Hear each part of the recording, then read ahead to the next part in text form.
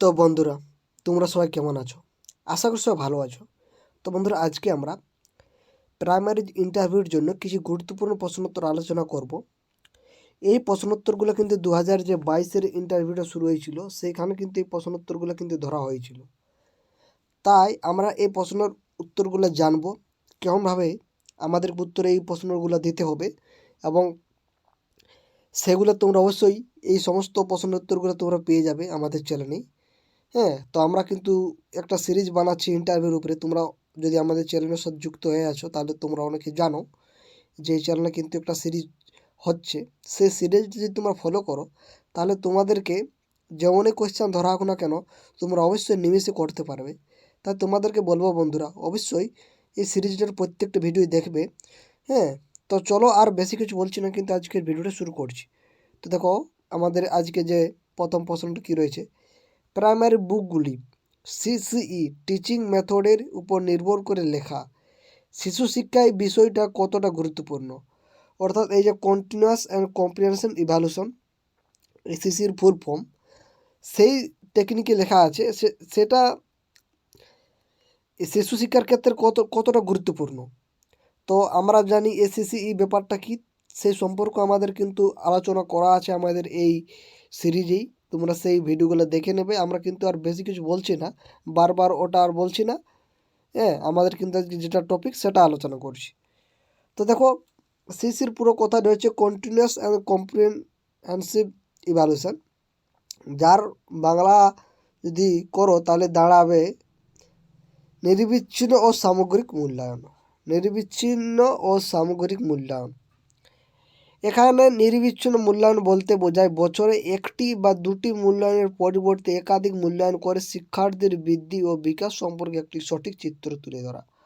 অর্থাৎ এই মূল্যায়নটা আমরা করি বছরে দুটি বা তারপর দুটি মূল্যায়নের পরিবর্তে আরও করি মূল্যায়ন। অর্থাৎ আমরা যে একটা করলাম মূল্যায়ন, দুটা করলাম মূল্যায়ন, এরকম না, আমরা কিন্তু অনেকবার একাধিক মূল্যায়ন করে থাকি শিক্ষার্থীদের সুবিধার অর্থে। অর্থাৎ শিক্ষার্থীর মধ্যে যে বিকাশটা, অর্থাৎ বৃদ্ধিটা ভালোভাবে হচ্ছে কি না, সেটা আমরা জানার জন্য আমরা কিন্তু একাধিকবারও মূল্যায়ন করব, সেটা একবার করব না, আমরা একাধিকবারও করে থাকি এই মূল্যায়নটা।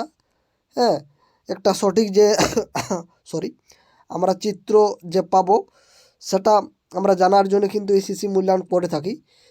যেমন নিয়মিত অ্যাসেসমেন্ট করছে কি না, অর্থাৎ যে অ্যাসেসমেন্টগুলো দিচ্ছি ক্লাসের মধ্যে সেগুলো করছে কি না, প্রতিটি অধ্যায়ের উপর পরীক্ষা হচ্ছে কি না, দুর্বলতা নির্ণয় করছি আমরা, সংশোধনমূলক শিক্ষণের প্রয়োজনীয়তা আছে কি না, ফিডব্যাক সরবরাহ এবং তার সফলতা ইত্যাদি শিক্ষক শিক্ষার্থীর মূল্যায়নে সাহায্য করে। তাহলে আমাদের এই মূল্যায়নটা কতখানি গুরুত্বপূর্ণ শিশুদের ক্ষেত্রে তোমরা দেখতে পাচ্ছ।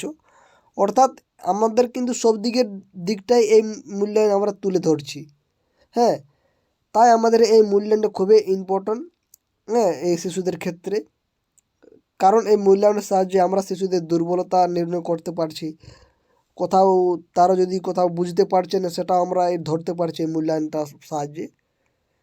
তাই আমাদের বন্ধুরা এই মূল্যায়নটা অনেকখানি গুরুত্বপূর্ণ।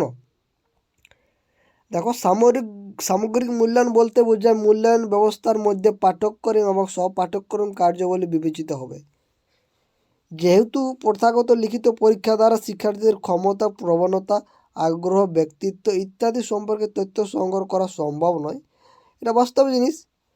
তাই মূল্যায়ন ব্যবস্থা এমন হওয়া প্রয়োজন যার সাহায্যে শিক্ষণের প্রয়োজনীয় সব ধরনের বৈশিষ্ট্যগুলি শিক্ষার্থীদের মধ্যে পরিমাণে বর্তমানে তা জানা সম্ভব।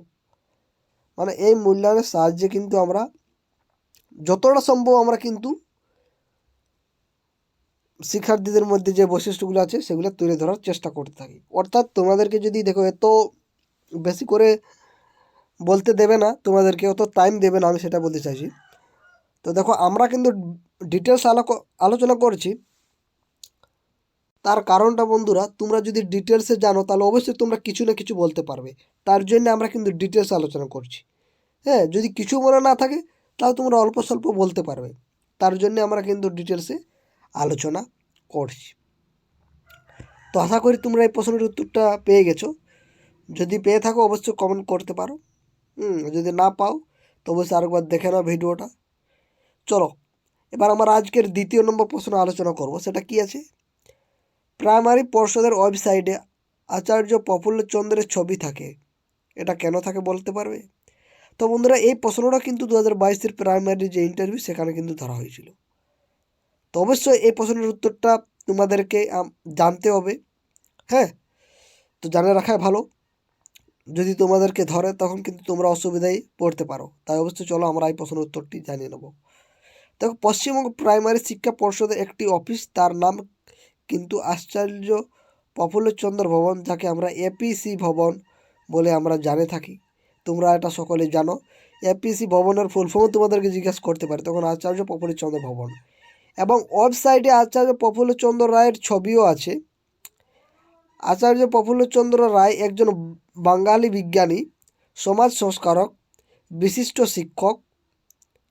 তাহলে ইনি কী ছিলেন? একজন বাঙালি ছিল, তার সাথে সাথে সমাজ সংস্কারক বিভিন্ন কাজ করেছিল এবং একজন ভালো শিক্ষকও ছিল। ইনি একজন প্রতস্মরণীয় ব্যক্তি।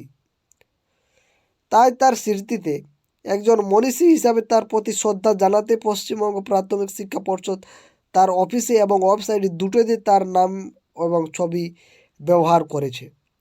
পাশাপাশি আপনারা দেখবেন প্রাথমিক শিক্ষা পর্ষদের ওয়েবসাইটে স্কুল ইউনিফর্ম পরা শিশুদের ছবিও ব্যবহার করা হয়েছে।